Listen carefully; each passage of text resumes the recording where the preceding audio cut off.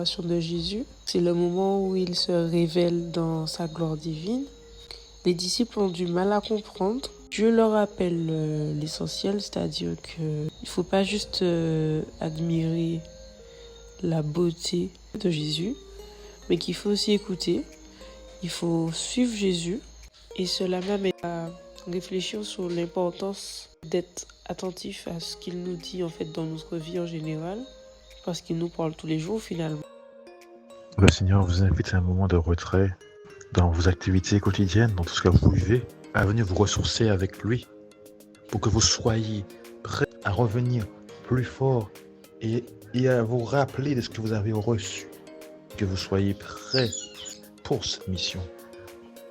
Ce passage montre la grandeur de Jésus, mais aussi ça montre à quel point les disciples ont du mal à saisir ce qui est en train de se passer. Pierre, en fait, il veut garder ce moment magique. Et Dieu, il recentre tout. Et ça me rappelle que l'important, c'est pas les signes impressionnants, mais c'est d'écouter Jésus et de le suivre au quotidien. Le passage que j'ai retenu pour l'évangile de ce dimanche, c'est « Celui-ci est mon fils bien-aimé, écoutez-le ». Et bien, c'est l'amour, parce que Dieu, il sait que justement, sans lui, nous ne sommes rien, que nous avons besoin de lui pour avancer et vivre tous les jours, malgré les difficultés, les combats qui nous parviennent pendant ce carême, malgré le fait que nous, de temps en temps, ça peut arriver qu'on le lâche, mais lui, il ne nous abandonne jamais. On observe également dans cet évangile beaucoup d'humilité de la part de Jésus, le Fils de Dieu lui-même. Ça nous montre également davantage l'amour de Dieu. Il nous tient toujours par la main et c'est avec lui qu'on avance. Jésus montre à ses disciples ce qu'il est réellement, c'est-à-dire non seulement un homme, mais aussi le Fils de Dieu, le Messie. Son vêtement d'une blancheur éblouissante montre la sainteté et la gloire divine, présage de la résurrection.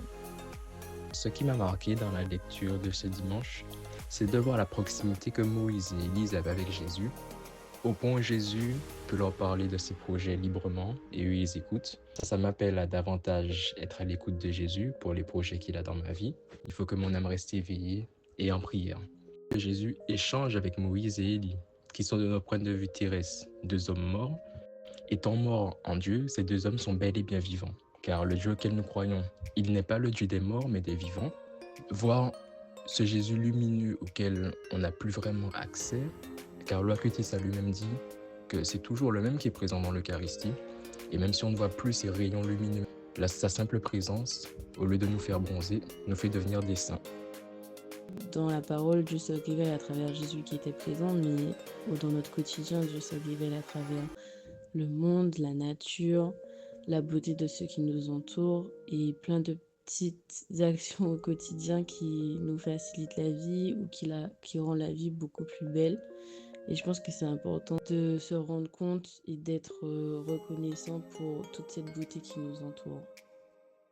Jésus il se montre totalement à ses apôtres et il leur fait complètement confiance. C'est un moment privilégié où Pierre, Jean et Jacques ils découvrent Jésus en tant que fils de Dieu, sa nature divine. Les apôtres décident de garder ce moment précieux pour eux.